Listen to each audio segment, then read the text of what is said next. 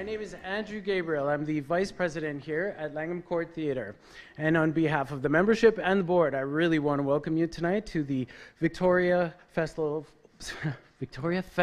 of Authors. Big round of applause. Taking a lot of work to get this to happen, and we're making it happen tonight. I'm not going to take up any more of your time. I'm going to get right into it. I want to introduce you to Kagan McFadden.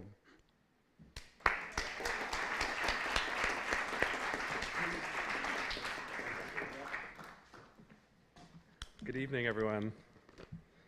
The Victoria Festival of Authors and the Langham Court Theatre are located on the traditional and unceded territories of the Lekwungen-speaking people, also known as the Songhees and the Esquimalt nations.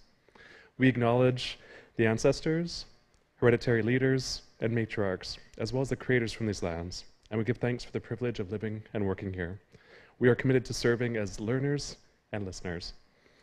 As Andrew said, my name is Kagan McFadden, and I'm the president of the Victoria Festival of Authors Board of Directors.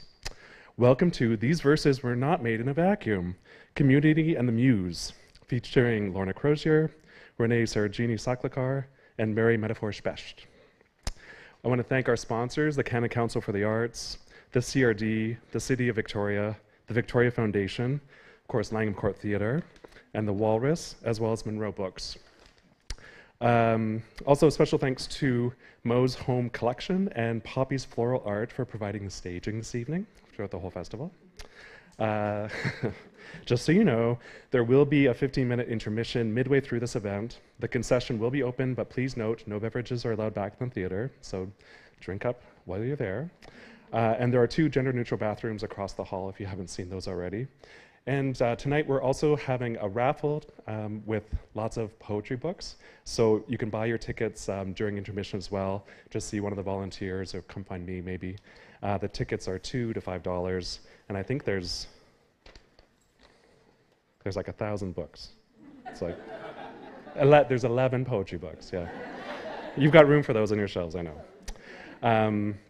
Closed captioning is provided and can be accessed through your phone or tablet. Just please ask one of the volunteers for the password and link. At the end of the event, books will be available for purchase and signing, so that's if you don't win the raffle, I guess. This panel is hosted by Zoe Dickinson. Zoe is a poet and bookseller from Victoria. She has been published in literary journals such as Existere, Prairie Fire, and Contemporary Verse 2. Her first chapbook, Public Transit, was published in 2015 by Leaf Press, and her second chapbook, intertitled Poems from the Literal Zone, is the 2022 winner of the Raven Chapbook Competition. She is a manager at Russell Books, but also the artistic director of Planet Earth Poetry Reading Series. So please welcome Zoe and the readers.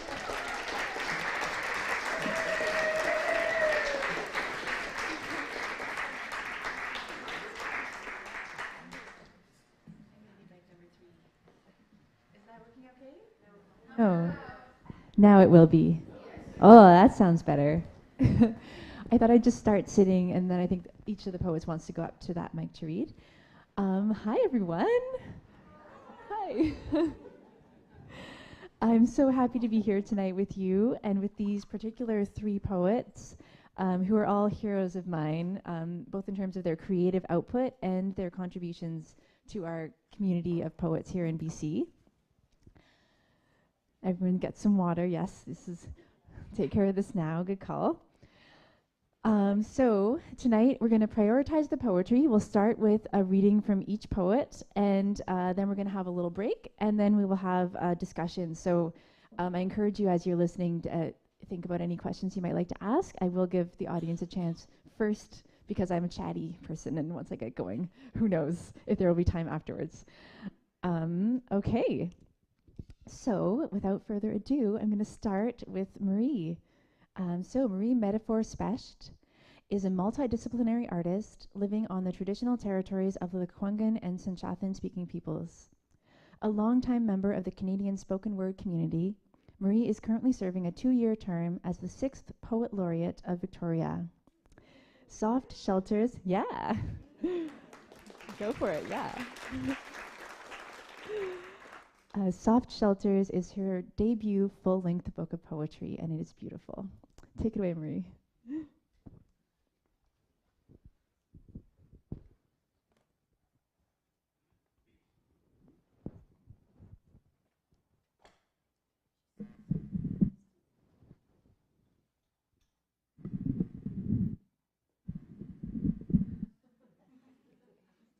It's these boots.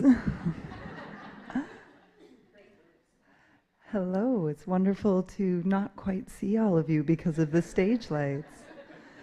I'm going to share a few poems with you from my new book.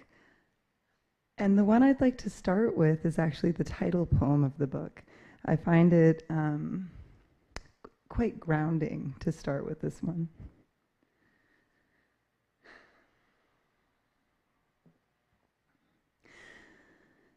To build a fortress in the eye of the storm, do not collect brick or stone. Gather only the softest materials. Let household sheets and pillows be walls and roof. Let the baby blanket pulled from storage be foundation. Let the cushion from your fever bed be threshold. The quilt that carried your grief all that long spring is here, waiting to hold you, while wind howls and rain thunders.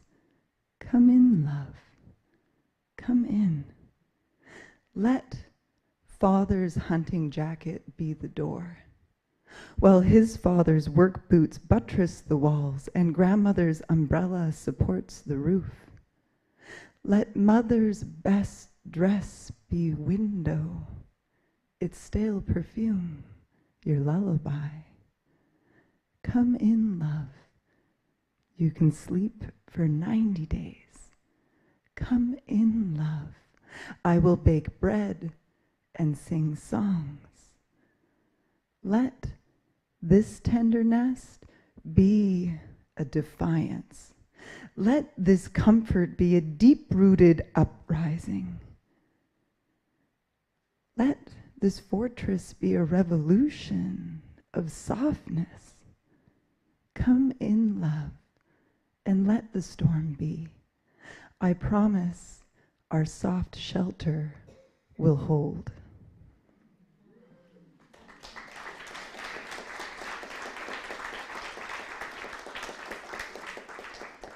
Thank you so much.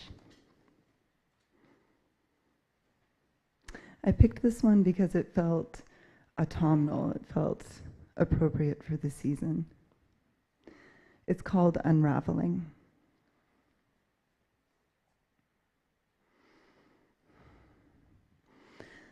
The ceremony begins with his gift of an abandoned nest, an offering woven by birds, home to all the words he heard but couldn't hold.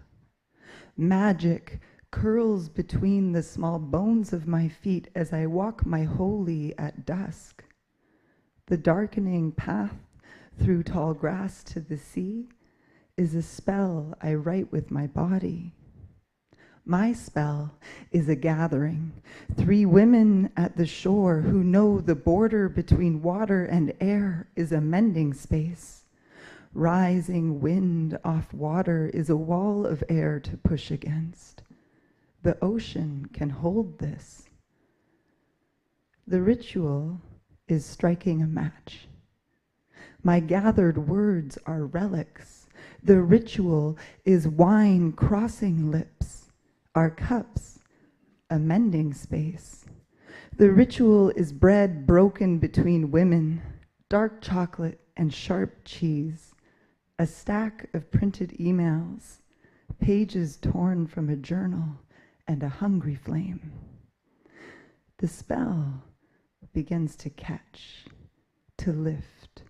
Bright arcs of burning paper are an offering. The wind can carry this. The spell becomes smoke, taken into lungs and held, taken into belly and held, taken into blood and held. This power is held in our bodies. Barefoot across wet stones, I wade knee-deep into a starless sea. A body held by wind and water has always been an offering. I release an empty bird's nest to the waves. The unraveling of its grasses is magic. It ends with water and wind on open fingers. It ends with empty hands.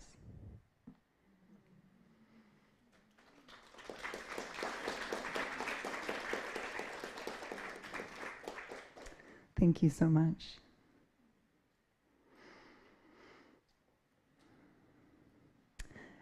Has anybody here been lucky enough to catch the murmurations of starlings that sometimes happen downtown? Yeah. I've had such beautiful moments walking at dusk right in front of the Empress, and all of these humans are just looking up with this look on their face, like enjoying the same beautiful moment. I love that. This one's called Murmurations.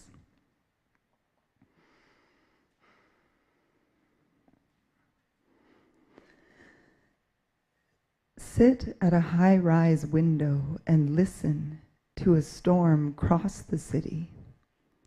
The sound of water falling or rising, heaving with one mind or no mind at all.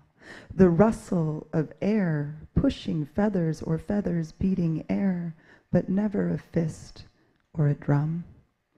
The shushing as a crowd settles before a show, as fingers comb through hair, as a mother soothes an infant, mimic the speed and trajectory of blood as heard from the womb. Countless echolocations map our place in things. The same way rain can pin down a building if you listen. A flock of starlings is a temporal, physical happening, not a moment, but a gathering of time. These ghost harmonies offer an understanding of space beyond our lonely place in it. Listen. Fallen water carries the speed and trajectory of night traffic to sleeping ears.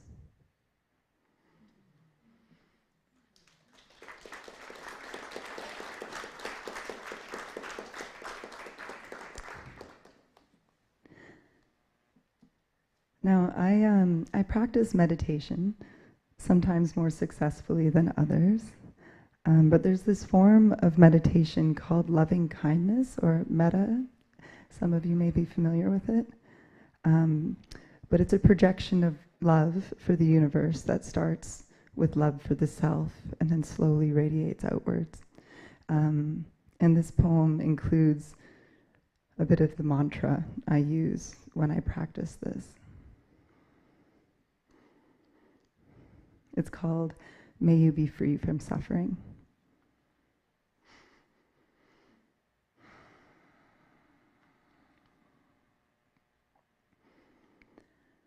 My son dreams of a mother-eating beast, all terrifying fur and snuffling heat.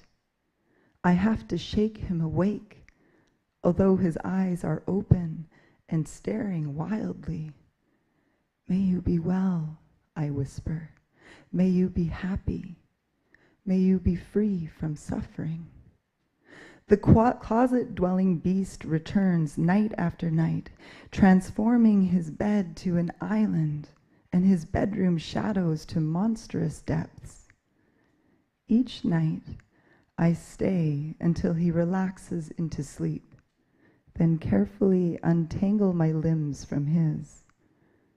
Hours later, his seabird cries filter beneath the bedroom door when he wakes and finds he is alone. May you be well. May you be happy.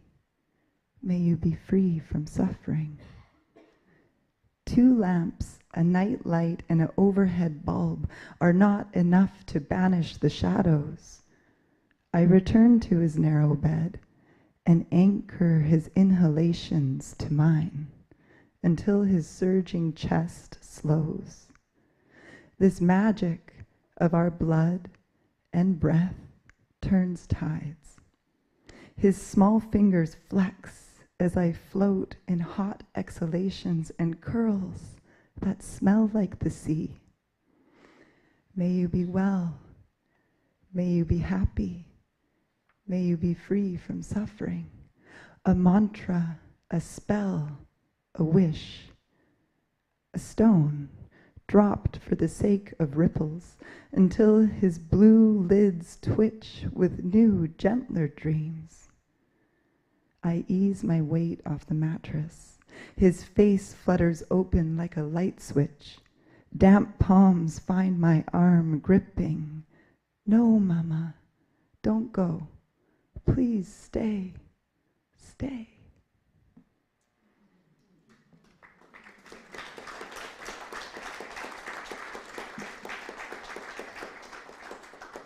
Well, thank you so much. You've been such a lovely and attentive audience.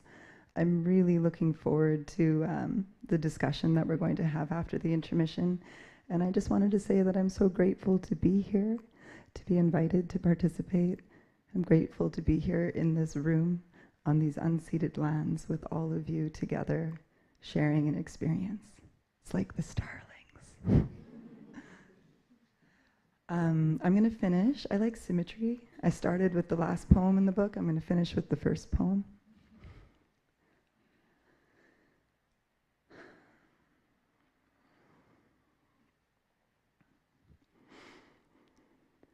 There is a canopy stretched on a boundless loom. It is forever being assembled. It is forever being unmade. There has always been this tireless weaving. The star trails of my ancestors form the sturdy warp of this shelter. In this life, many have offered bright strands of their love, pulled from the bottom of their own shelters. Many have unraveled, just a little, for me. I shuttle the weft of their offerings across the warp of those who came before. They twine to an indigo tapestry always in flux.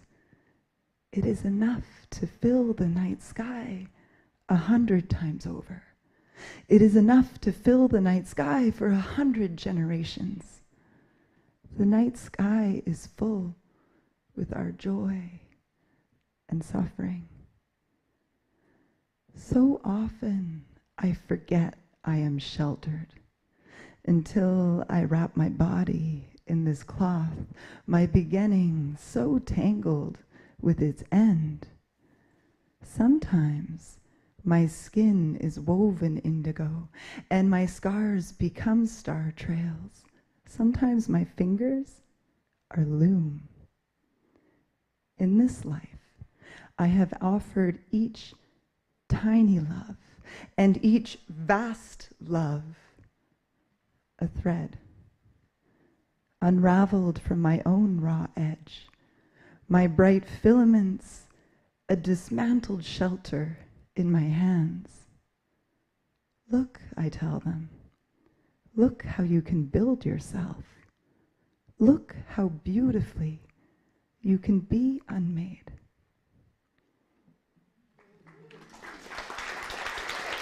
Thank you so much.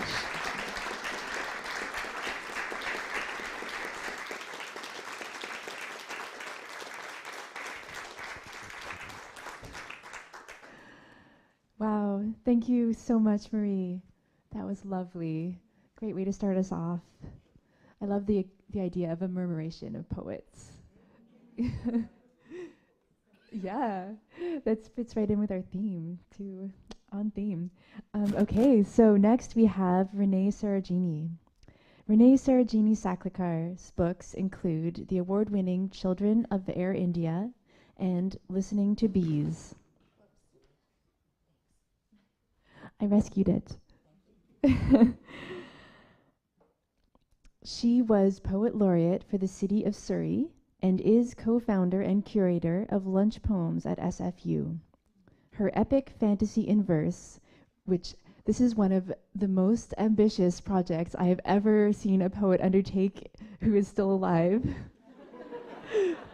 And I'm so impressed with it. Anyway, her epic fantasy in verse includes Brahma and the Beggar Boy and Brahma's Quest. Welcome, Renee Sarajini.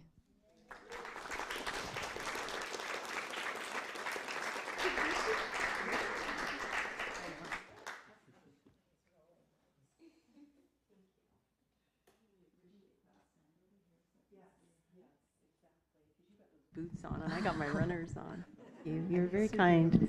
I know, and you're a good poet laureate, right? Thank you. Thank you.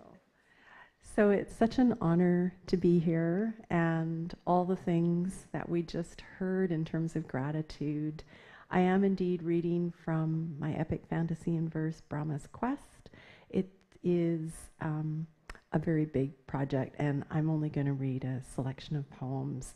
I've prepared something for our captioners, so I'm going to actually read from my prepared notes, but all the poems are in here, and because I'm standing here, I'm going to put the book down and just read from the notes.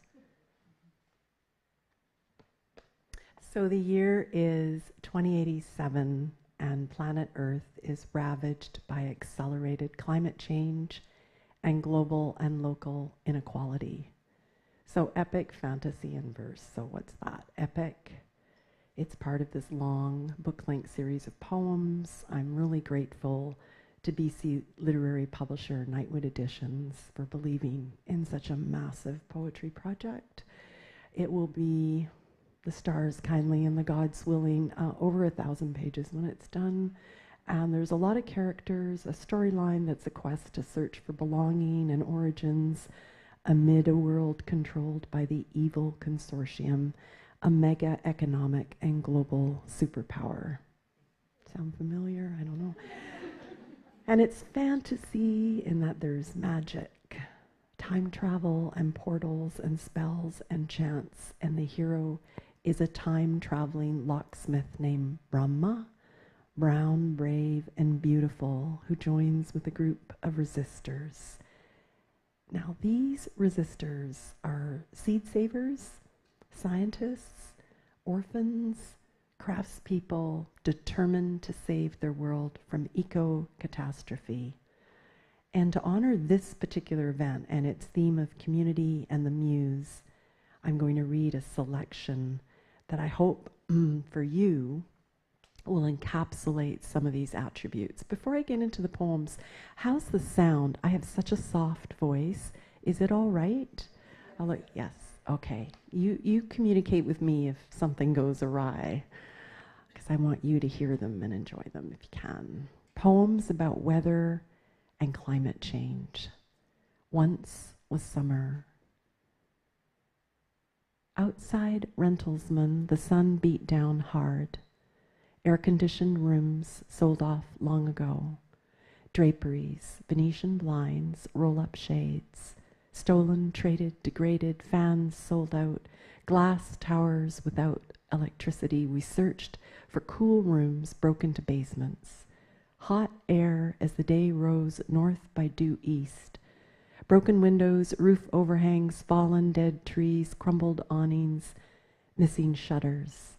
Once gambrel and hood, once trellis and vines, once aluminum and slatted, rolled down, once spacious porches, wrap-around verandas with mint tea. A generation who could remember benign light, children laughing, joyful sounds. Now no greenness, local tree canopy gone, buildings jam-packed, adjacent concrete towers, libraries privatized and closed, roadblocks, armed guards. Year over year, underfunding of shade. We organized our own fire brigades, older children sent, ambulance crews helped. What side of the buildings are they on? What floor? Were they alone and using? These were the questions we taught them to ask. Aunties walked miles before sunrise with masks. Wishing well, water clean and free, they'd laugh. No tongue tasted sweeter or limbs refreshed.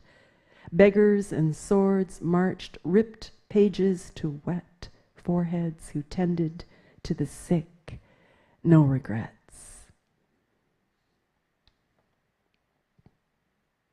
Stories from the threshold. Under shade of a young pine tree we crept, forbidden to water, and yet we hauled pre-dawn under cover, smoky sky drift. Before time, plastic buckets, cracked, rag-patched. We trekked for miles outside perimeter, forged, transit papers lost, long expired. To stand before slender tree trunks, split bark, tiny plums misshapen, blue veins showing sparse growth, thin skin, leaves curled, green, gray. We'd become shade hunters, breeze followers, water divined, water stolen from consortium tanks, water payments hoarded, body barters endured for the sake of capfuls, droplets saved from the last of the air-conditioned offices.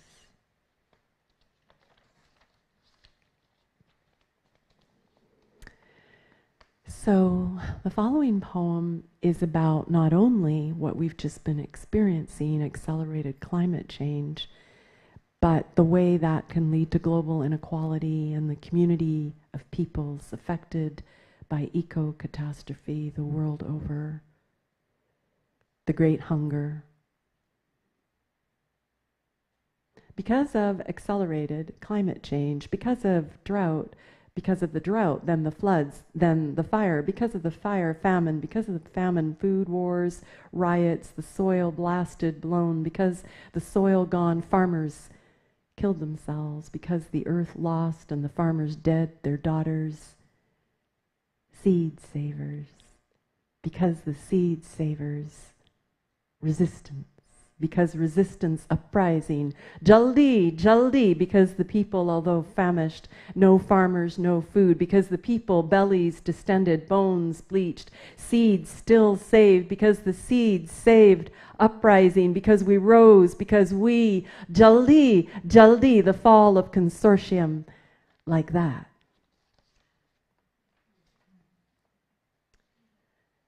And so the next poem is a foreshadowing of a key character, the warrior general Sharonda. She's one of my favorite characters, and I feel her very present today in the terrible things our world is capable of producing, in the terrible romance of slogans, of violence. And I feel characters like this do arise in times like this. So Sharonda is very much a woman warrior of her times, climate change, socioeconomic conditions. And her motto is not the motto of the hero of this series. Her motto is, by any means necessary. And this is going to be a little taste of what her world and her moral center is like. She's in Gujarat, a state in India, and she's by the river Sabarmati, which is close to where my mother's family grew up. And there are little bits of Gujarati. You just heard a couple words. You'll hear a few more. That was my late mother's mother tongue. On the banks of the Sabarmati in the year, we sang songs, and cast-off children chanted Salt and Street. Hey, chota, chota, jump, whirlwind, fast, refined, forward, tilt, those camps, blasts, tattooed, Harakat al-Jihad on arms. Inside the courtyard, that man, that woman, they trekked in from Jitali. Nam Suche, wrote the woman known as Shanti Ben, inquisitive about any strangers. Her name would become Sharonda. She learned they'd been transport prisoners from Pacifica, released eastward as day laborers indentured. A series of tribunal executives hired them as cab drivers, rickshaw runners, nursemaids. One of the women pleaded, "Write this down. In my mother's makeup cabinet, only one lipstick, coral vanilla, and one eyebrow pencil, a jar of face cream. These were the tales told at sundown. If in their dreams a locksmith would appear, they'd know to remember any questions. The future, a black box, sand-filled, shaken. Said Sharonda, once Shanti Ben, to the distraught migrants, each wind blows across this earth, sharp, sweet salt. She amassed a following, loyal arms. We declined. She shrugged her strong shoulders. Next time, then, in the coming troubles. Everyone will need a protector. We smiled, bemused, and thought to resume our own tales, but Shanti Ben interrupted us, her voice penetrating, and all listened. No one met my eye. Only for sound, I said, aghast to see their heads chopped off, each one. Guardians who did the deed, stick-worn birds to pluck, singing as they massacred the birds of Beirut, sold those girl gangs. An upright piano bombed. Still, someone somewhere managed to play a few bars of heart and soul. Everyone will be, and then every snarl to snap those dogs, the pit they threw me into, that maelstrom. No one came looking. How are you doing? I'm doing so well. I practiced many times to get the tone. Fiery, dark, wet, dry, mouth to belly. Daronam suche, 9 knife cuts, fluns, weep, fogged lenses, broken fingers. I pried loose. Among the believers, said the consortium tribunal, and then they sentenced me to death, and yet here I am. Silence reverberated in the stone courtyard. We smiled. People rubbed parchment. Bartholomew, he the later known as the Good, when he heard this, his head sunk lower to his chest. But Raphael, his son, his flashing eyes, he laughed. So if the essence of the first book in this series, this dystopian epic fantasy about climate change and global and local inequality, can be summarized, all 500 pages of it, as language, then this book, Brahma's Quest, can be summarized as history. So as I get to the end, I'm going to just read 2 more poems. They are longer. They're written in blank verse. This one is a poem about politics, history, climate change, and the characters who speak in the poem are Brahma, the hero of the saga, and her motto is, let all evil die and the good endure. And this reluctant scholar king that I just introduced, Bartholomew, known as Bartholomew the Good, but can he remain so? Battle to begin the rule of the good. If only a fortnight longer, Brahma. We're close to victory. A new day dawns. Locksmith and scholar stood arm's length apart, open at their feet, an old oak box waiting. Brahma's long black braids sweeping the smooth wood. Bartholomew, she said, you must end this war now. His once red hair streaked gray, eyes burning bright. Soon. We'll end it, and we'll end hunger too. You'll help us, won't you? You'll use your powers. Brahma sighed and shook her head, heart heavy. Don't you see, Bartholomew, this will end in ruin, he said with a rueful smile. When consortium fell, it fell for lack. No foods, no season, no turning time back, said Brahma to Bartholomew. Avoid slogans. Avoid cant. They were the 2 of them standing tent-side, Pacifica to Paris, then to Baghdad, back again, sunlight glinting on armor, bare-headed, Bartholomew the Good, they once called him. Resistors, loyal no matter what happened, parapet to battlefield they followed. Brahma said, avoid marching in parades. Learn to make things, to grow things, save seeds. Her words drowned out by the clamor of war.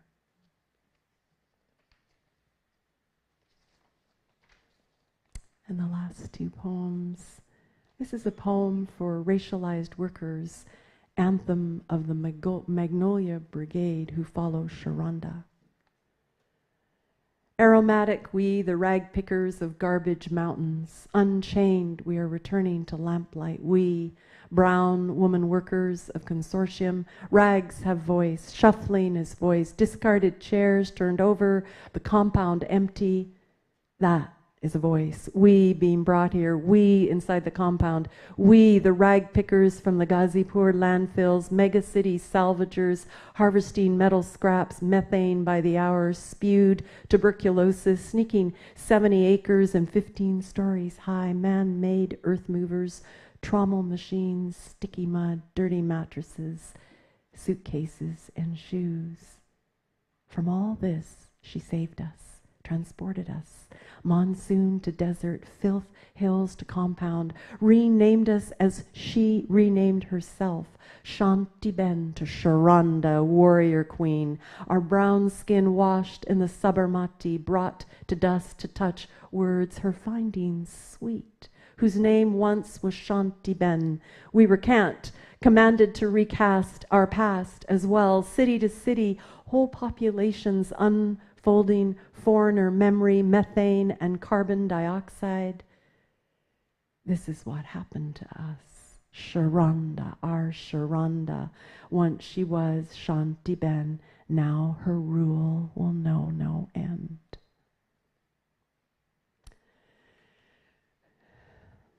So the last poem, because there has to be hope despite everything.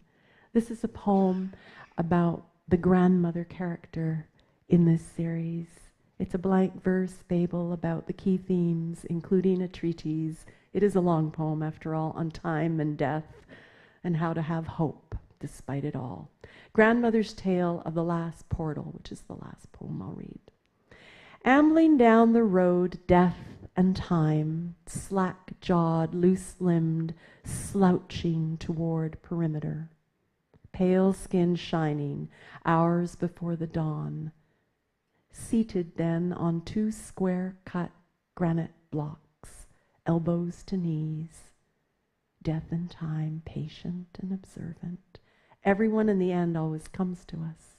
Wordless message seeping into the rocks, not a sliver of green or one soft thing to melt their indifferent, implacable resolve. Past the granite blocks, though, the old wishing well, long since empty, no buckets to be found, 2 aunties in rags, fingers to lips, pulled us aside and pointed the way round. Fingers crossed, we stepped and made not a sound. We didn't dare turn to look at the gate, veils, cloaks, scabbards thrown off before the lake. Them 2 aunties, ragged, digging their soil, resting their tools on those forever blocks. Now, said grandmother, never mind this tale. She dropped into our hands 1 blue stone egg, 3 packets of seeds, marigold and beans. Refuse tragedy, she called out to us. I've seen the destruction of everything. I've learned from Brahma to cleave to green. She raised her hands to women workers chained so that our skin may be golden again. Words echoing against granite, we walked steps away from a green painted oak door. Grandmother's spells and seeds in our pockets, month's end, hidden portals leading to sound. Snapdragons, buttercup fields whispered, seeds.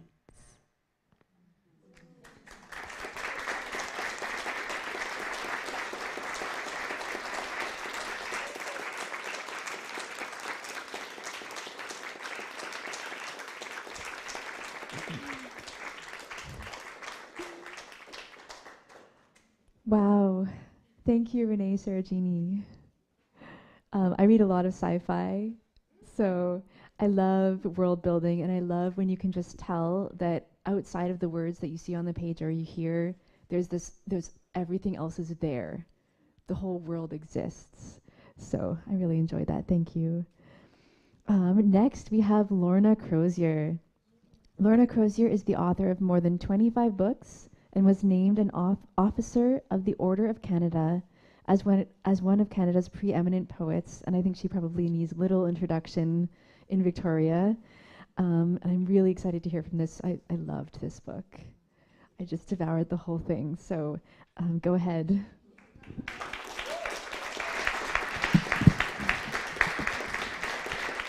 Thank you.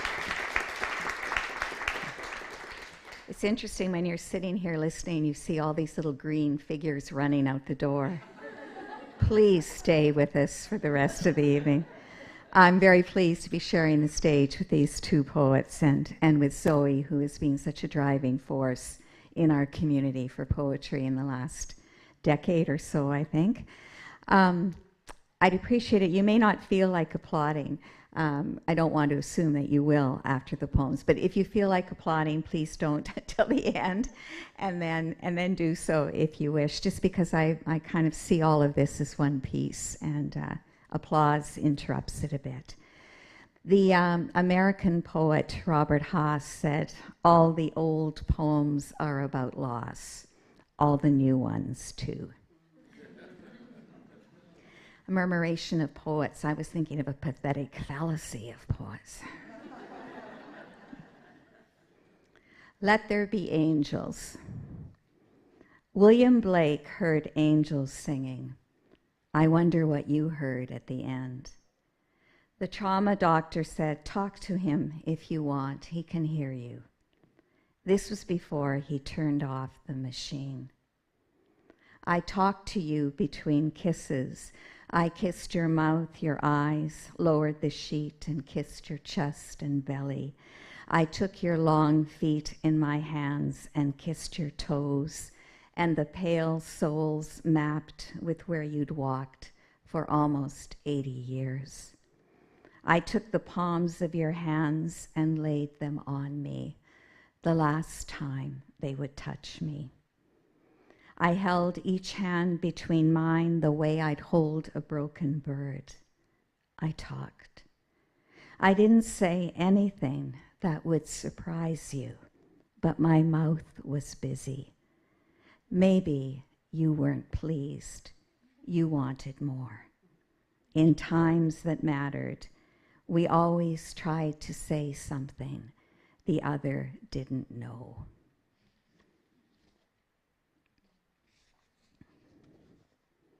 How did he die? He ended up at Okanagan Lake, fashioned a paper boat and pushed it from shore, a bracelet of baby teeth inside it. His mother came in spirit and carried him away, small in her arms and blonde as he was as a child. She didn't smell of smoke and gin. We went together. He held a wounded gyrfalcon in his left hand. It screamed as its soul left its body. He could feel the lightness in his own chest. He died in his sleep. There were no excrescences. A dragonfly sat on his forehead, its sharp feet gripping his skin. We went together. It was a dream, and we both awakened, the 5 cats we'd loved over 40 years, restless in the bed. One of us had to get up and feed them. One of us couldn't be dead. 3 a.m. Across the street in the high reach of the trees, was the wind playing a violin?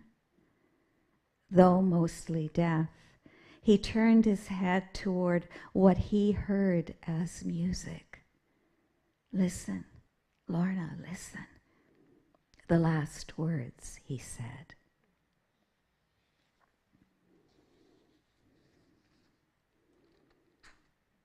Parcel. In the bag I carry from the crematorium, you weigh more than the heart of a horse. How do I know how much that is? I don't. But I say to myself, you weigh more than the heart of a horse.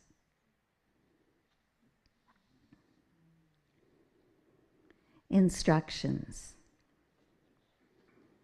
Loneliness. You must be strong enough to live with it. Take it into your bed. Comb its thinning hair with your fingers crooked before you douse the lamp. You must be unafraid to answer the door, walk to the corner over broken cement, welcome the black dog and the crow who wait every morning for your humble scraps. You must ignore the pitiful eyes of shoppers as you unpack for the cashier the single lamb chop, the child's fist of broccoli, the russet potato wrapped in foil. In the study, you must read to the no one who is there your favorite passage. At the stove, say, "Taste this," and offer an empty spoon. Every night, sleepy or not, you must take loneliness into your bed. Slip lavender and sage beneath its pillow. Make sure your breath is sweet when you turn your face toward it. Then begin the prayer that opens into silence and ends with silence and silence in between.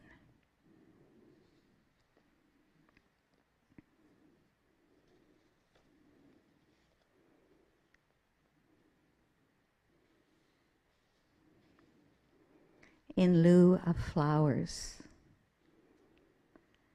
When someone knocks on the door, pray he is not bearing another bouquet of flowers, but an animal on a leash.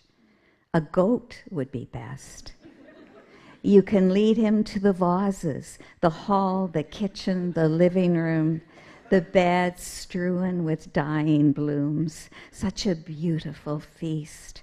Freesias and chrysanthemums, rosebuds and roses, the labia of orchids.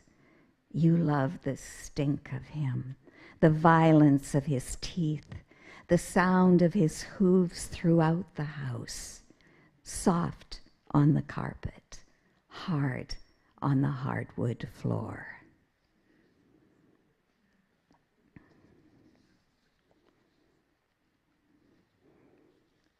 Seven ways to keep on going. Take on another language, an alphabet of bone and sinew and grit. Chew the gristle and learn by heart the songbird's oldest songs before you try to speak his name. Draw his feet, long and elegant, the shape of them like slim trout. Take extra time with the toes you took into your mouth. Find the word that means the sky after a swan has flown through, a mute swan with wide white wings. The noun has been lost because too many fluent in this grassland's dialect, when they look up, see only emptiness. Remember everything. No, don't do that.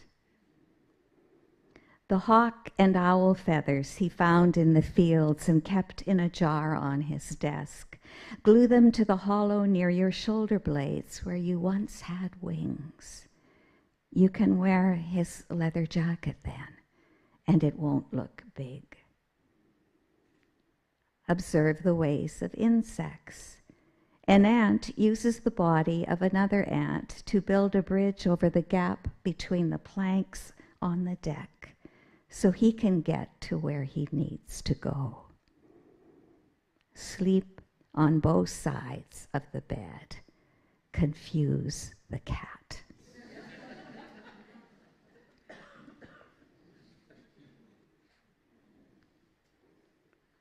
Two ways to keep on going. Soon it will be over. Find the herb that grows on stone and brew it for a tea. It will make your heart turn hard. Watch how water falls without breaking. Watch how snow falls without breaking. Watch how your cut hair falls to the floor and you lift your head. Your friends say how young you look. Look how light falls upon you and doesn't break.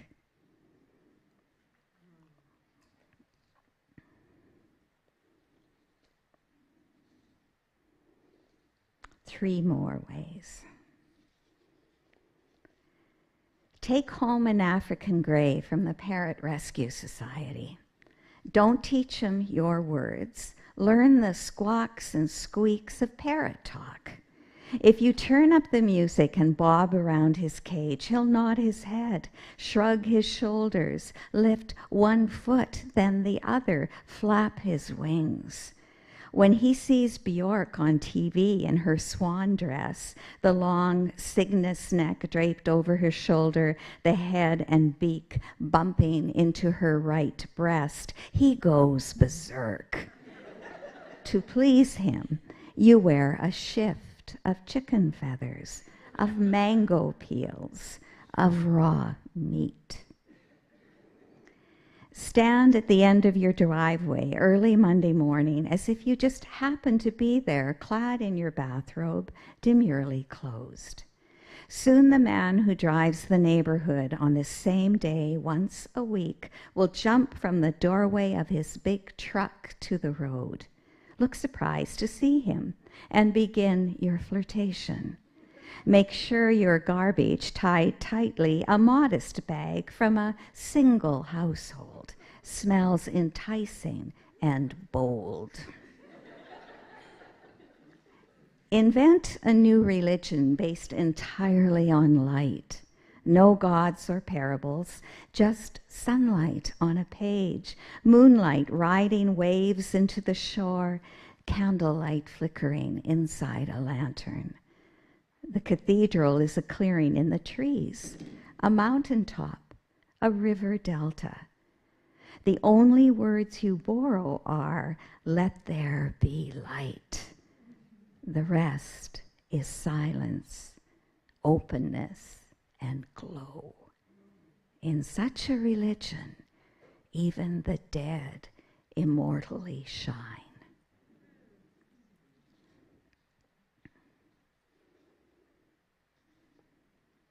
Two more. Husband, I said. Last night you called to me. You were somewhere in the garden and I had to find you. Should I count to 10? Our garden was bigger than before, so much emptiness where you used to be. Look up, I thought you said. I was hoping for a brown bat. What I saw was the moon, white and thin as a toenail clipping.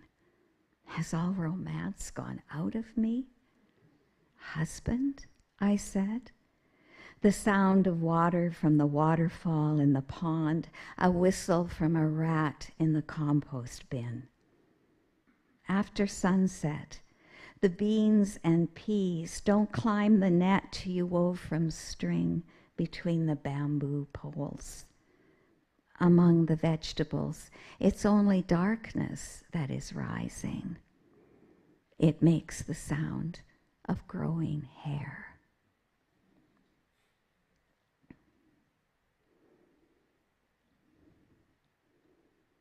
And finally,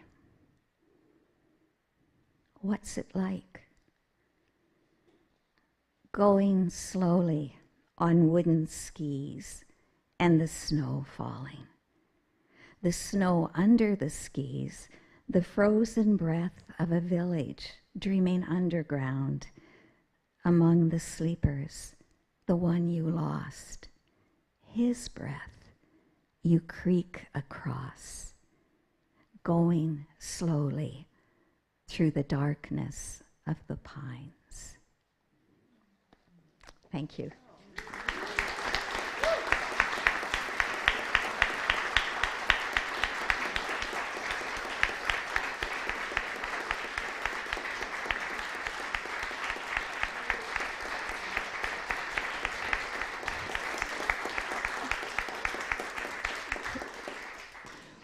Thank you so much, Lorna. I specifically brought Kleenex because I read this book before coming here. And I knew that I would cry, and I did. That was beautiful. Okay, I need to collect myself after that. Thank you so much to Marie, Renee Saragini, and Lorna for those wonderful readings. We have heard from 3 very different and very compelling voices today. What a collection. So we're going to take a short break, and I actually don't know when we're going to meet back here, but I assume that they'll flicker the lights or something? Yes. Yeah, 10 minutes. Yeah, come back. Do come back. And I encourage you, while we have our break, to think about if you have any questions. I would love to hear questions from the audience. And yeah, I think that's it. We'll come back soon.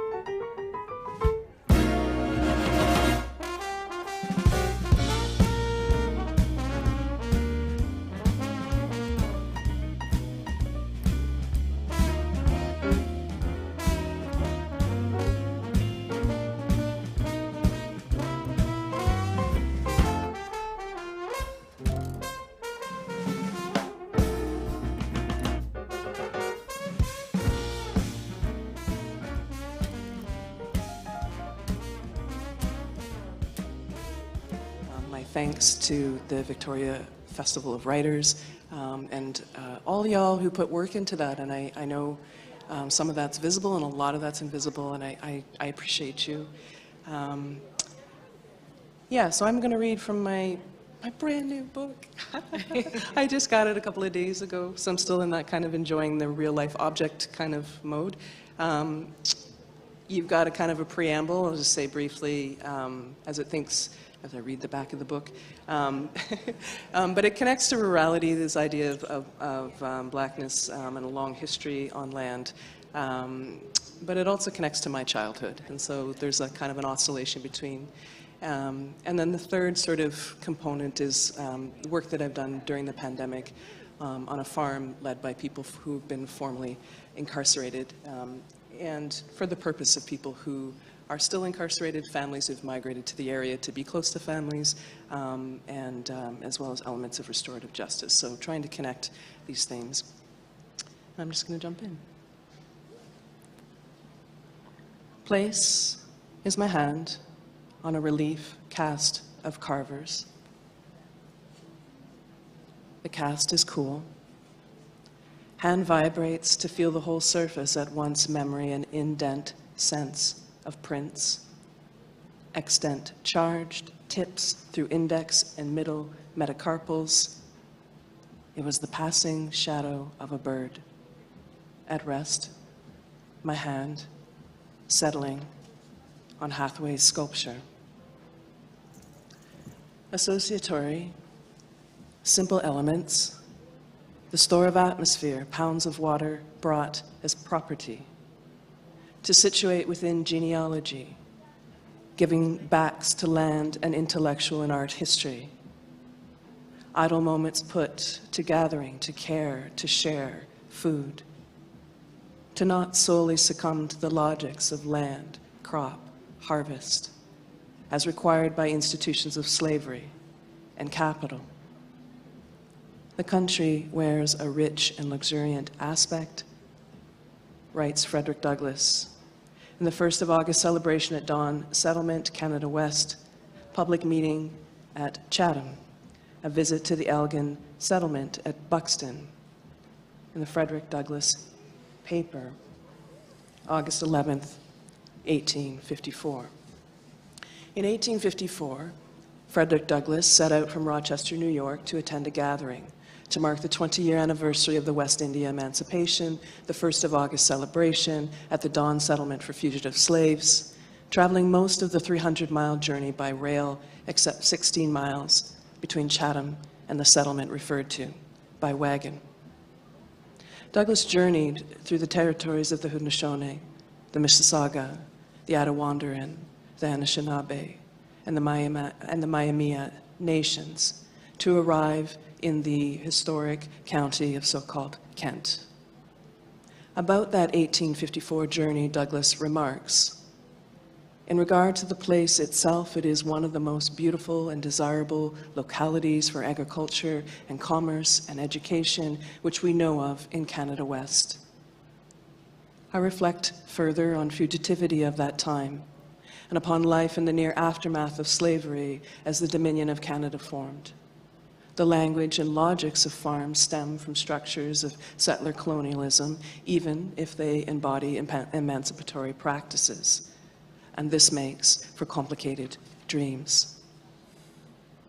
Sufficiently free from the fatigue of the journey, rounding a corner to the song of a lark, the light so familiar, I had to sit. For many voices starts a moth, a lit, a rhetorical Dubois, faltering inches of progress, the dawning, as the sundial says to the soil, your auntie up the road just now recalls.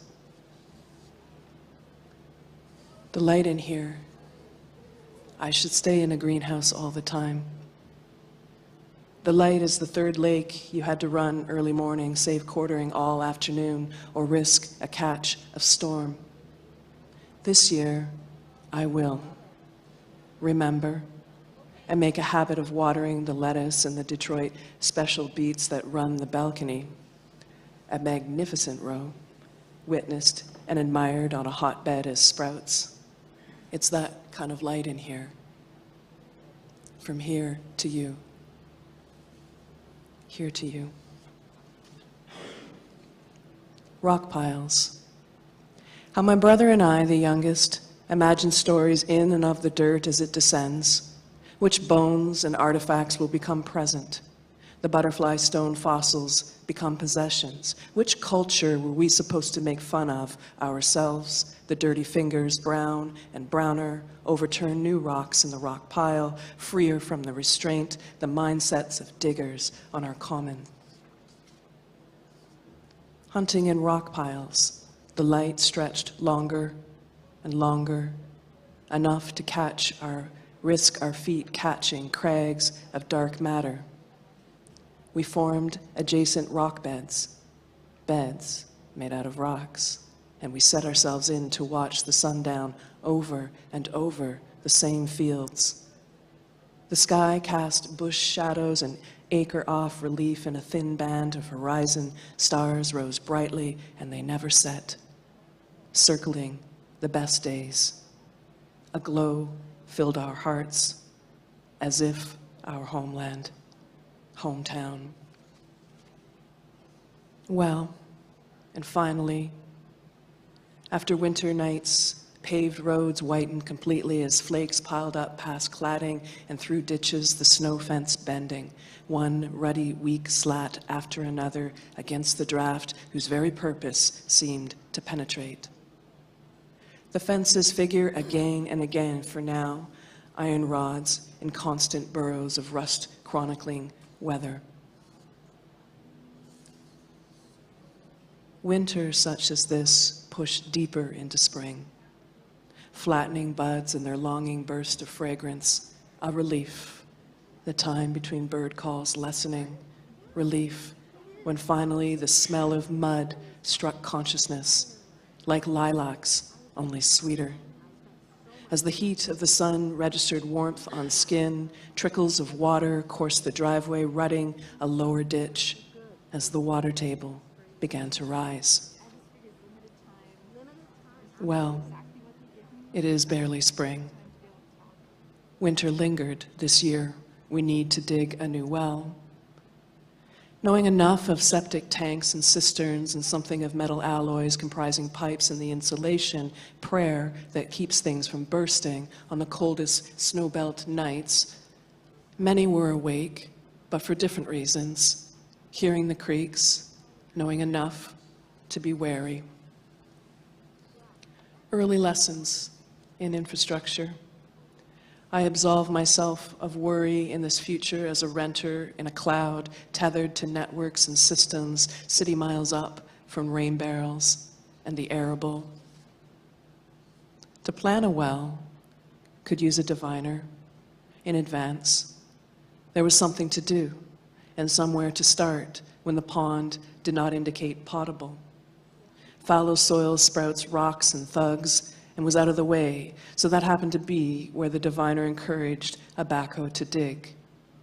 And there, every foot deeper, costs more money. Adults went to work, children went to school, a whole day returns to no new source.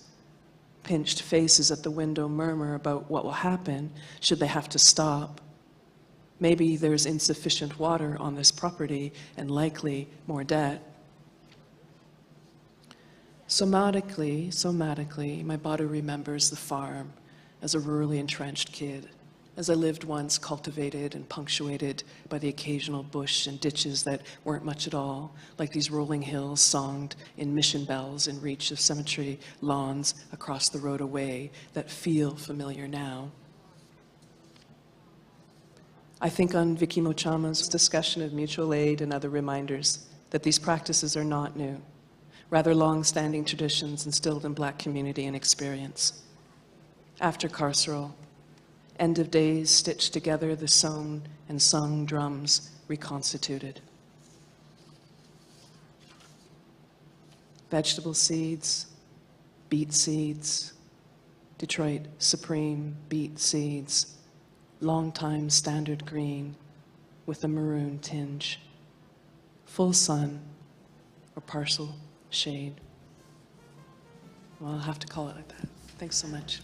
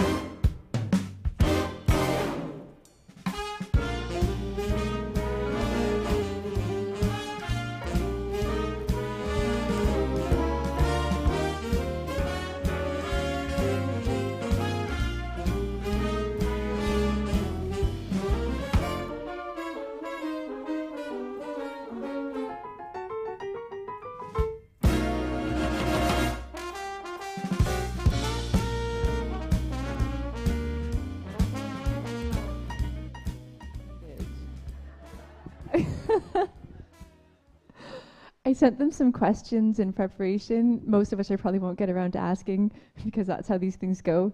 Maybe they thought, you know, I don't think I want to answer those questions.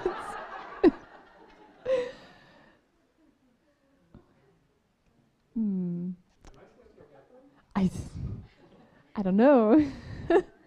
I don't know where they went. Thank you. So hi.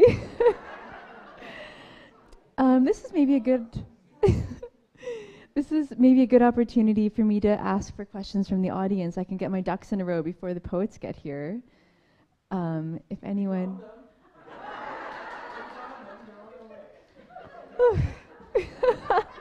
Thank you. The job of the president of the Victoria Arts Festival is never done. Or Writers' Festival, sorry.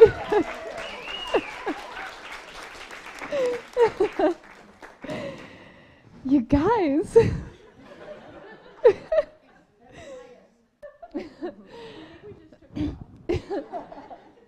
I was thinking about those little green runners and welcome back. Thank you everyone for sticking around.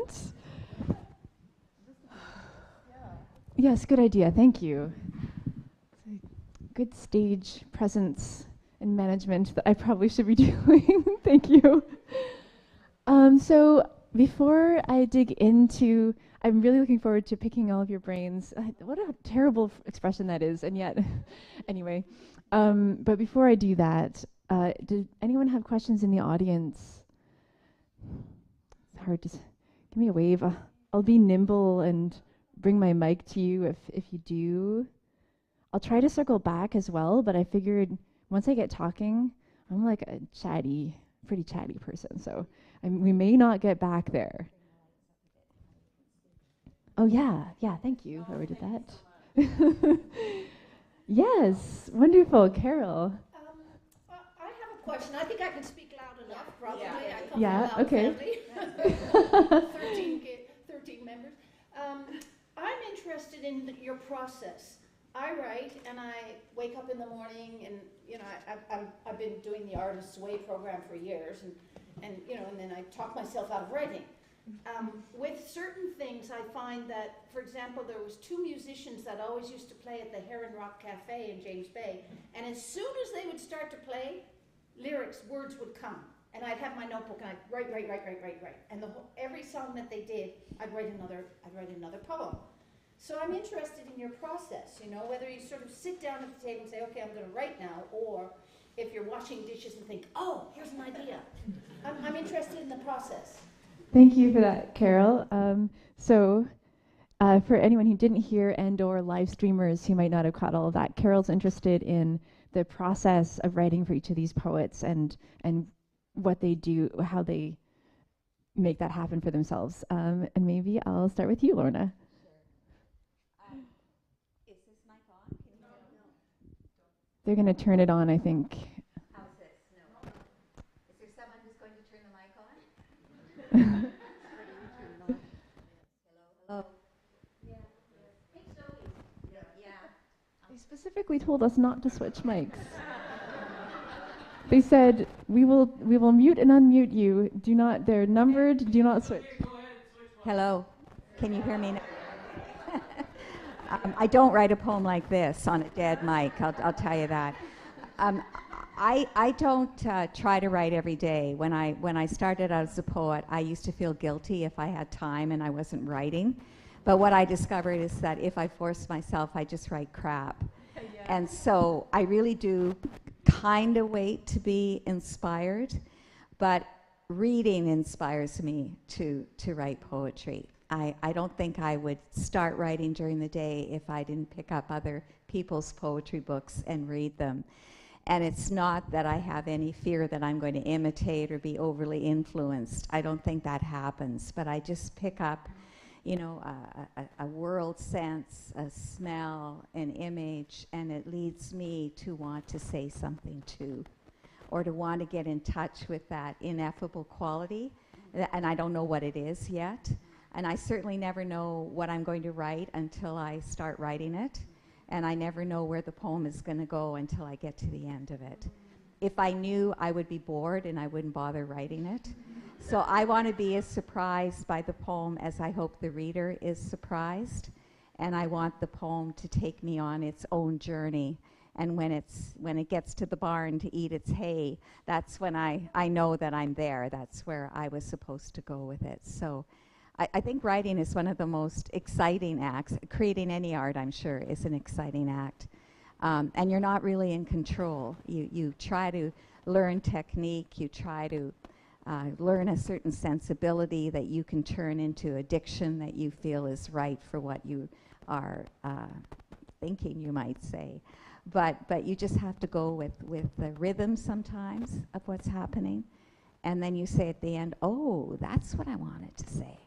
But it's not a daily thing for me. And I tend to be a binge writer. I get into writing for 2 weeks really passionately and for hours during the day, and then I drop dead for 3 months and hope that it will start again. Drop dead metaphorically.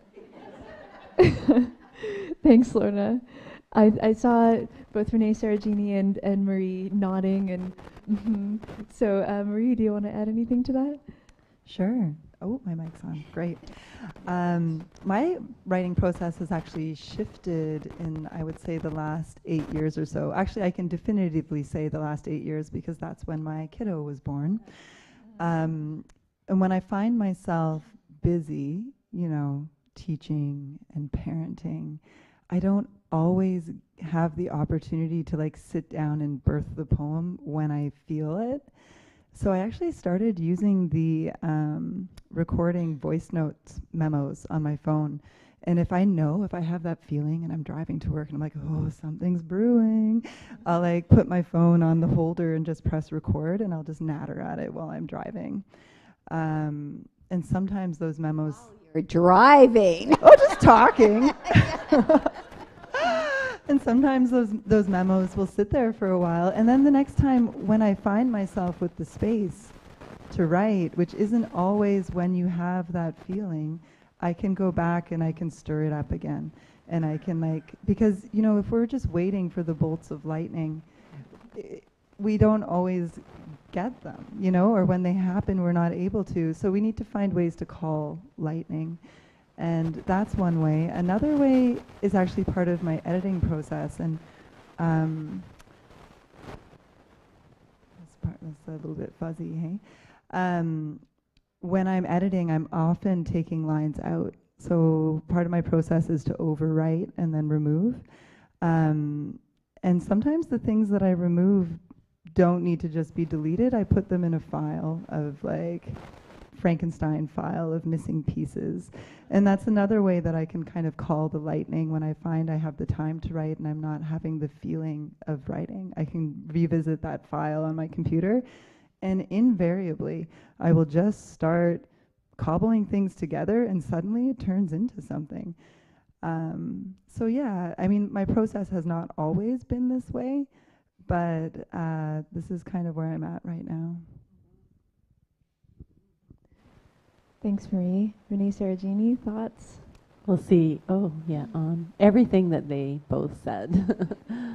Yeah, pretty much. I love the idea of finding your own method for how you're going to capture. And if you're working on long projects or a book or a manuscript, finding ways to stay true to your original vision and be in that moment. And reading is a wonderful, wonderful way of getting back into that moment.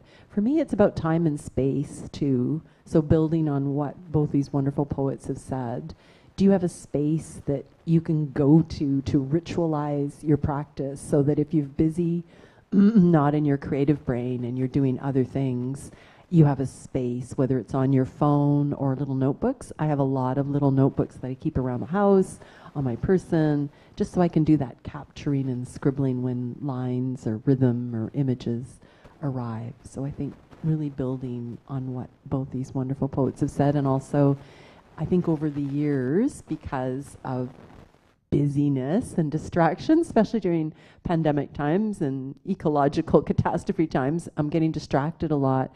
And so if I have the practice committing to a certain time during the day, if I try and will a poem, as Lorna says, nothing will come or it'll be awful. But if I say to myself, well, I'm just going to play for an hour before supper, or 45 minutes before supper, and no expectations. If I create the time and space for the practice, then sometimes something will arrive and sometimes it doesn't. So, all good answers. Okay, so I will maybe do, thinking about time, if anyone else has a burning question now, I'll do one more from the audience, and then I will dig into my own questions. And or I will go. Is there, oh, yeah, there is. Wonderful. Okay, I can shout it out. You can shout? Okay. I was wondering if you have recordings of your poetry and where we can get them for all three poets. So. Excellent question. And I was thinking to myself, especially as Renee was reading, I was thinking that needs to be an audiobook, but it would be such a long audiobook. But I would really love to hear it as an audiobook. Because that is how an epic really should be heard, I feel. Marie, do you want to start, maybe? Yeah, sure. I've actually been spending some time working in film, creating cinepoems lately, and most of them are available online. So that's one way. I just really love the interplay of moving picture and poetry and music. I think it just works so well together, and they can really have a conversation on the screen. And on my website, you can see just recordings of live performances. There's also a link to my SoundCloud account that has some poetry on it.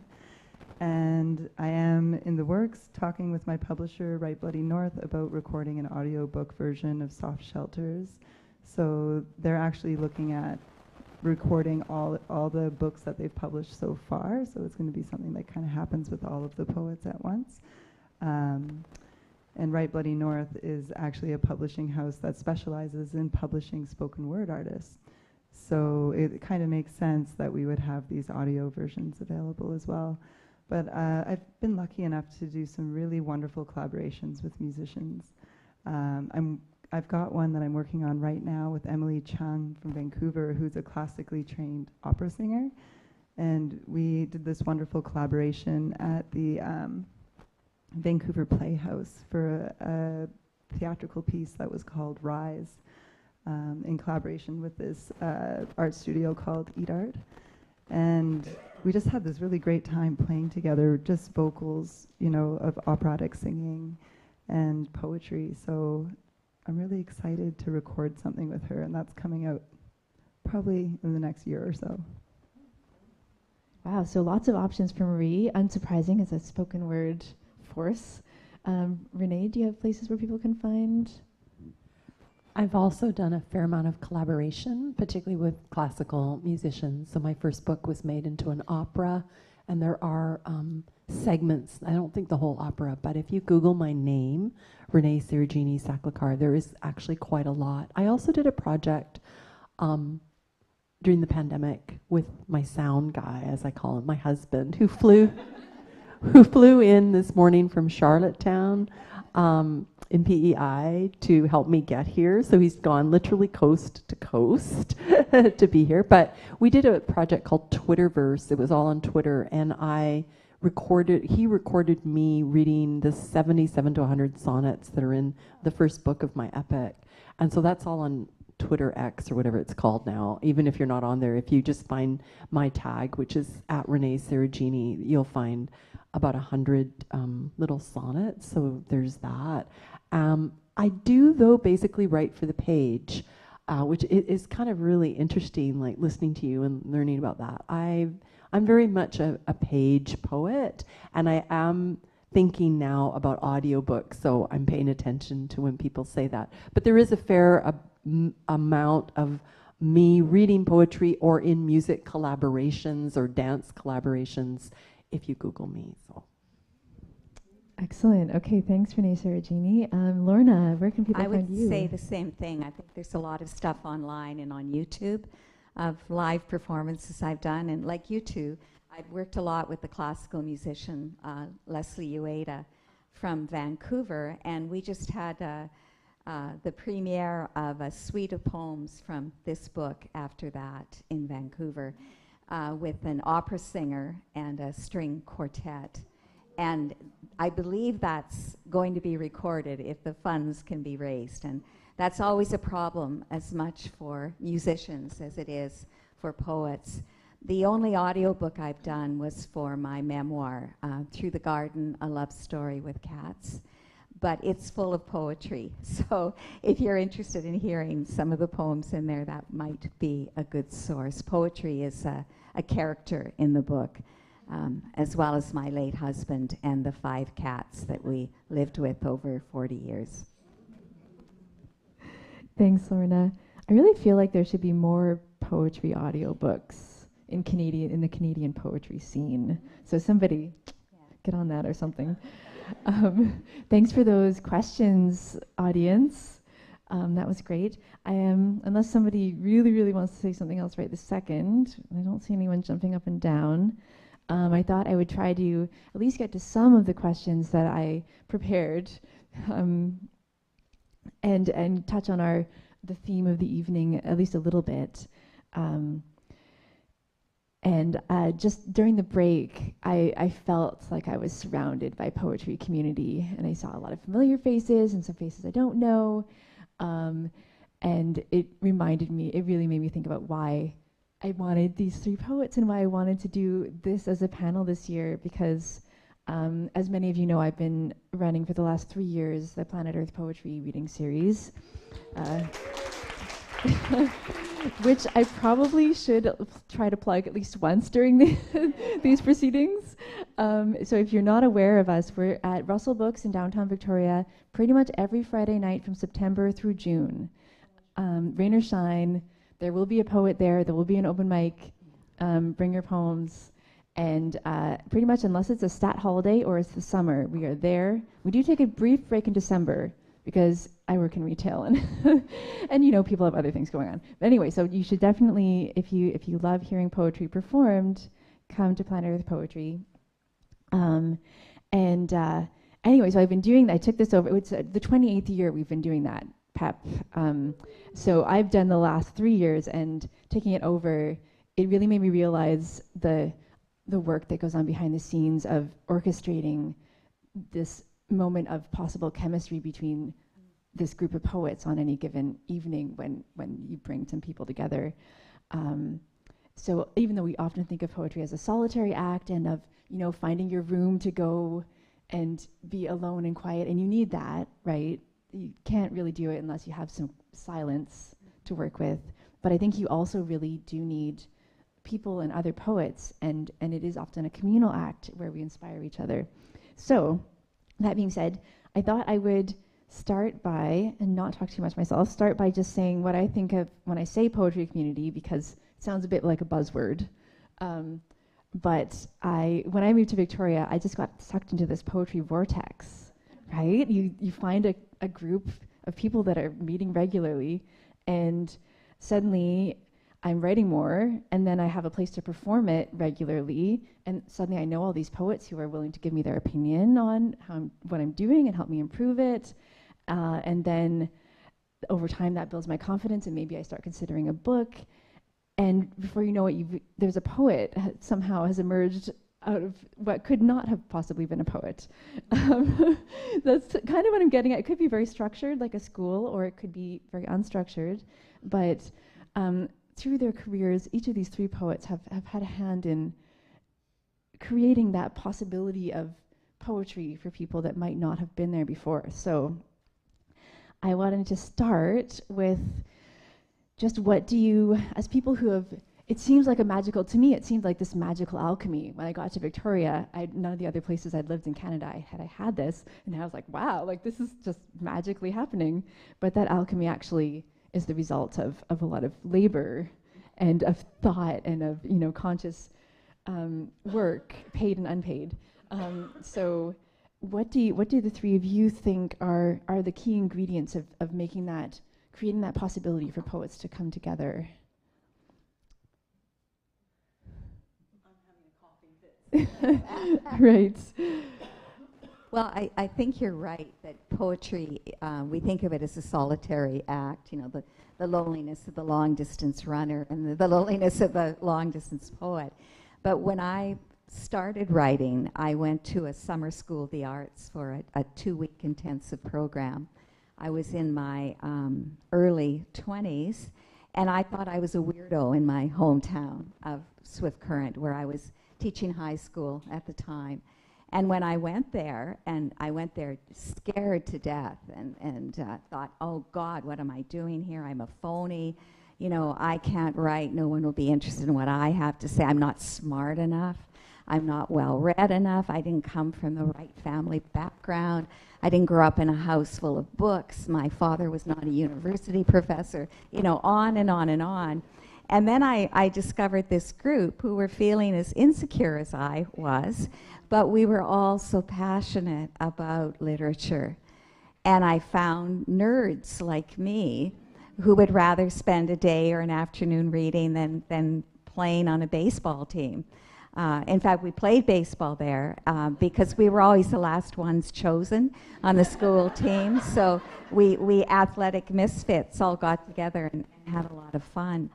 But what that did for me was it showed me that it was possible to be an ordinary person and be a writer, because none of us were fancy people. And we were from small towns, small cities. We weren't from even Toronto or Vancouver. We weren't from New York. We weren't from Paris. We were born in these out-of-the-way lost places. But that didn't mean and have a story to tell that may be important to someone else who's out there listening for that particular kind of story. And then what happened after I went to that summer school of the arts was I found 4 people who I knew were good editors of my work, good readers of my work. And I went back to Swift Current to teach high school. They happened to live in Moose Jaw, a 2-hour drive away. So once a month, I put new poems in my back pocket, bought a case of beer, and drove to Moose Jaw. And we sat around and we talked about poetry, and we learned from each other.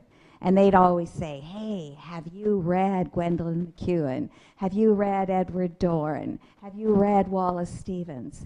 And if I hadn't, I went home to the library and I got the books and I read them, so that the next time I got together, I could talk to them about the wonder of those writers and what they were doing that was different from what anyone else was doing, and what I could learn from them. And if I hadn't had that group of people, I would not have written the almost 20 books of poetry that I've written. They gave me, as you say, encouragement. I knew that once a month I had to have written at least 3 poems. And sometimes I did it the day before. And sometimes I wrote the last one while I was driving, those 2 hours. You know, I wrote it in my head and then wrote it down on paper when I got to Moose Jaw. But I think that kind of peer group is priceless. And you have to go out and find your own. You know, they're not ready-made. There might be the odd group that exists that invites you to join them, but it might not be the best fit. So you have to go out looking, and it only takes, you know, I think a minimum of 3. A few more is better because you can't always come at the same time. But even 3 people can give you enough drive, enough encouragement, can challenge you enough that you'll be a better writer and write the kind of poetry you want to write. Yes. Amen. I just want to say, sorry, No, I just go for want to say, like, take notes of everything you just heard. That was incredible. Yeah. Yes, agreed. Yes, that, and the power of a critique group. I have not been with, and I love my critique group very much. I have not been without a critique group in a good 10 years. I really missed them when I went to Halifax. I was bereft, but they took me back when I came back. Yeah, that whole, also the accountability of you needing to have those poems ready for those people. Renee, Sarajini, go for it. I just wanted to say as well, what I found so profound about what Lorna said, honestly, everything you said, I was just like drinking it in. You have to go out and find it, and sometimes you don't always hit on the right group. So I'm really interested what you're saying about critique groups. Critique groups nearly killed me. Workshopping at the writer's studio, which was an amazing experience for me, was very difficult because what I was writing wasn't like what anyone else was writing. No one looked like me. No one was writing about what I was writing.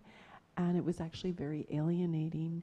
But you have to keep going. And I like this sense of initiative, and also the way you shared that feeling of that big list of how you didn't belong, but actually you did. So everything you said, I was just going tick, tick, tick, tick. And the way that you made space for, it doesn't sometimes always work out the first time. And you kind of just find, you have to find, right? You're a minnow, but you maybe.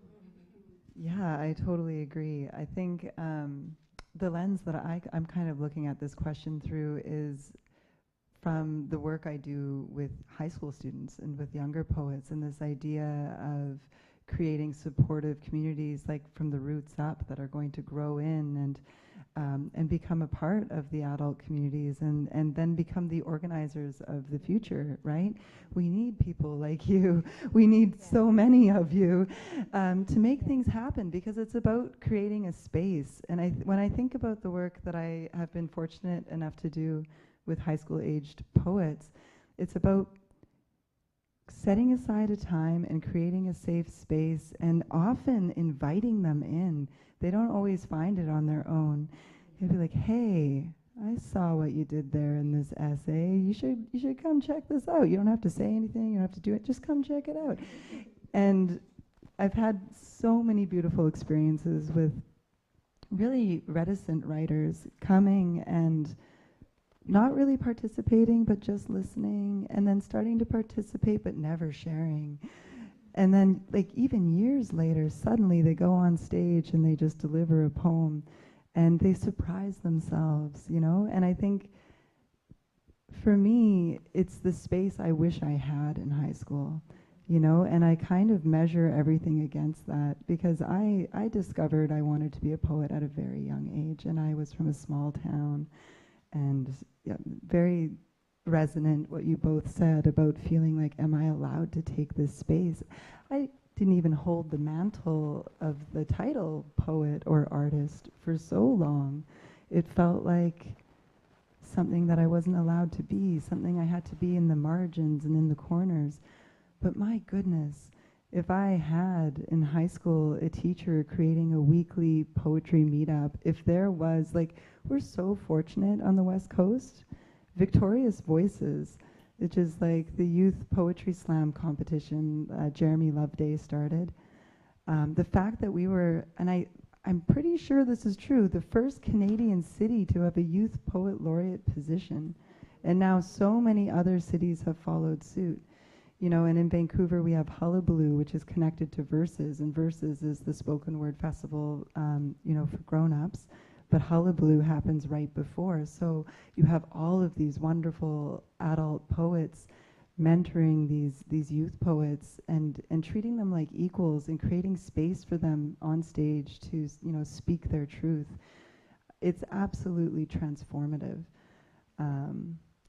Yeah, so I think creating those spaces for youth communities, and then they go on to become the adults that create the spaces in the adult communities, and you can lead by example and, like, build the communities that you want to see. Yes, absolutely. Creating that safe, I think you said safe space, I think is so important, and inviting people in, which is a good segue, I think, to my next question, which is just thoughts about, all three of you have expressed that feeling of, I couldn't possibly belong to this exalted group. Although I think you're all pretty fancy people now. It's all a ruse. And that's part of what we do as groups of poets, is give each other permission to call, yeah, you're a poet. And so am I, and you really are, you're the thing. Yeah. You're doing the thing, right? How do you think, or do you have thoughts on, this is something I think about a lot as the PEP AD, how can we make that more inclusive? How can we invite more people in? I find I'm always kind of walking this balance between reaching out and making people feel welcome, but not seeming to demand time and energy from people, or seeming to just, you know, want to meet some kind of diversity goal, right? So what barriers do you think we can remove, or how can we do that, dismantle things that might be invisible from the inside but insurmountable from the outside? Not an easy question. I think that poetry, one of the things that these two are doing, I know, and most people who have published books and who are teachers, is to let it be known that poetry belongs everywhere. You know, I was once invited to an agricultural conference at the University of Alberta, and the other participants were scientists of one kind or another. They were agrarians, and the guy who organized it liked poetry and liked my poetry, so invited me to be part of it. And I wrote a long poem about the family farm. And the scientists who were there were very suspicious of me at first. But then when I got up and I read the poem, because they thought I was going to read something they didn't understand, right? Something elitist and above their heads, because unfortunately, that's often the way poetry is taught in school. I'm the teacher. I understand the poem. You don't because you're stupid. But I'm going to explain it to you. And I know there are wonderful teachers out there, but I've met enough kids who've had a bad experience in school to know that it still goes on. But anyway, I was invited to this agrarian conference. I was totally a fish out of water. But all of them said, oh, wow, like poetry's okay. You know, I like poetry. And I was invited last year to teach poetry to New Roads, which is a residential program for men who have been on the streets, usually have some kind of addiction, and agree to be part of this residential community, which allows them succour and counselors. They have an art program there. They'd never had a poetry program before, but I fell into it, and I met with 5 guys who, again, were very suspicious, but they had nothing better to do on a Sunday afternoon. And so they thought they'd come and sit with the poet for a while. And it was one of the biggest thrills of my life, because first of all, I met a real poet there, someone who graduated from the program and went on and is writing and publishing poetry. But also because the other guys, I was able to help them hear their voices and let their voices have some kind of power and significance. And I remember the exact minute when it happened with a guy named Eddie. I asked him the question why he had moved from Ontario to the West. And he said, well, I came out West to get Bobby off heroin and to go to Alaska. Guess what? I'm on heroin and I didn't go to Alaska. And I said, Eddie, that's a poem. Write it down. And he said, you're kidding. Because he was trying to write these feel-good, rhyming, you know, doggerel-like poems. And I kept trying to push him out of rhyme and into hearing the voice that I knew was in his head. So I made him write it down. And Scott, the guy who turned out to be a poet, said, no, no, no, that isn't the line you said, Eddie. You said this. And he wanted to leave out guess what. And we both said, no, no, no, guess what? You've got to have guess what. So I said, and Eddie, the poem's called Alaska. Say it again, Alaska. I came out west to get Bobby off heroin and go to Alaska. Guess what? I'm on heroin and I didn't go to Alaska. And that's as good as John Prine, right? And I honestly think that everybody has got that in their souls and in their hearts, but they need a little bit of nudging, and they have to get over the idea that poems are made of valentines and roses. Mm-hmm. You can write a poem with valentines and roses, but it's bloody hard to pull off. It's easier to write one about heroin and Alaska and sound real and authentic and gritty and gutsy and say what you really want to say. That's what a poem is. It's saying what you want to say, but doing it in a more condensed and brief way than you're able to say it when you speak to a friend in casual conversation. Love that answer. Thanks, Lorna. And I think I am predictably running low on time, but I really want to hear both of your thoughts, if you have any to share. I totally agree. I think inclusivity of poetry and poetry being for everybody happens when we gift poetry to spaces that aren't poetry focused. Do y'all remember when Shane Koizen did We Are More at the Vancouver Olympics opening? Do you remember what was going on Twitter after? People were on fire about it. They didn't, like, people who maybe had never been exposed to that kind of poetry before were like, wow, that felt good. I saw myself in it, right?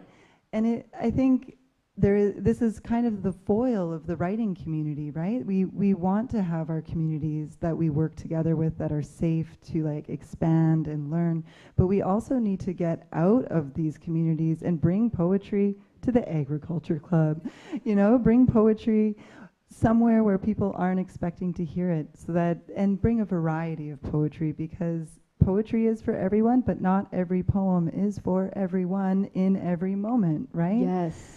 So we need to offer a variety and bring it to a variety of places. That was very well said. Yes. Yes. And representation matters, right? Seeing somebody who looks like you reading a poem that is meaningful to you which is kind of a whole other conversation. So I think I'll leave that for now. I just wanted to pick up on these fabulous comments. For me, it's also about just doing the work. And I think of poetry and writing and art as like a craftsperson. So carpenters and potters and weavers and guild makers of any kind. If you're a maker of any kind, if you make things to the best of your ability, you learn your skill and your trade and your craft, and you apprentice, and you're meticulous and patient, and you build a practice and you practice, you will draw people to you, and they will become curious and interested in what you're doing. So when I was Poet Laureate for the City of Surrey, I think there's this whole other conversation that we'll maybe have at another event, another time, about representation and gender and race and inclusivity and poetry, which I think is a really important conversation. But just for me, in terms of picking up on what we were talking about, what I would do at workshops was I wouldn't necessarily say too much or do some, teaching. I would just have a space, and I would make poems, and I would be doing my making. And people were like fascinated. And once I was paired up with a weaver, I love that. So I think sometimes just creating spaces for craft making with words. So you've maybe seen those typewriter type-ins, and there's just typewriters, particularly like old-fashioned portable typewriters, and someone's just there typing out a poem or typing out words, and people will just be drawn to that. Just like when you go to Granville Island and you see the glass blowers, or you go to a pottery studio on an island and you see people throwing mud on the wheel. I love that analogy for making poetry. So sometimes it's just do your practice, and it will draw people in. Nice.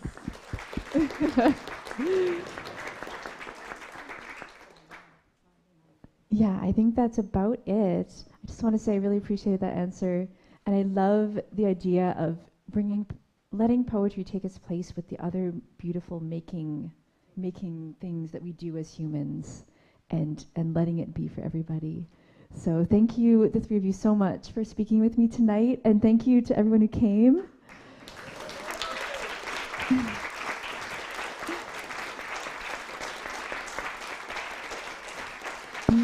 Don't forget to buy books. You can buy these beautiful books. Oh, in the raffle, yes. All right, thanks so much, everyone. Have a good night.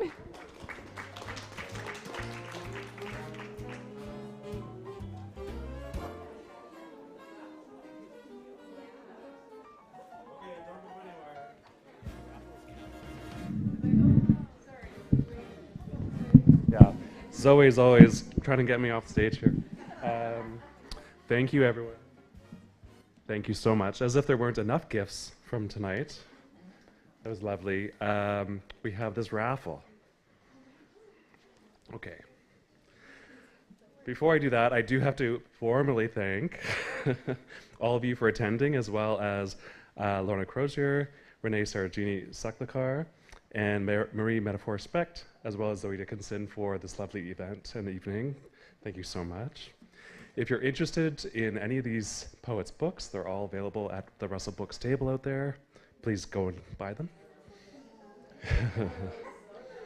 And of course, visit victoriafestivalofauthors.ca to make a donation or learn more about the festival. Tell your friends. There's 3 more days, I believe, at least until Sunday. Now, okay. There's actually going to be 2 draws. Yeah.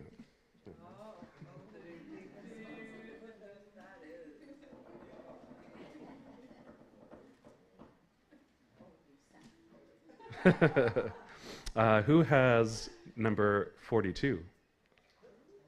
Oh, great. So this is 3 books. But it's the best 3 books.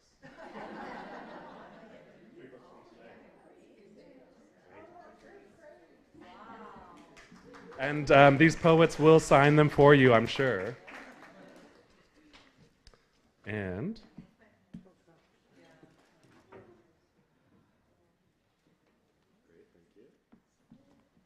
number 20. Do we have a winner? Okay, so this is 11 books, so I'll bring them to you. You might need a bag from somewhere. There's no bag. It's all of these books from tonight plus a bunch of others from the festival. So, yes. And that's all the notes I have. So.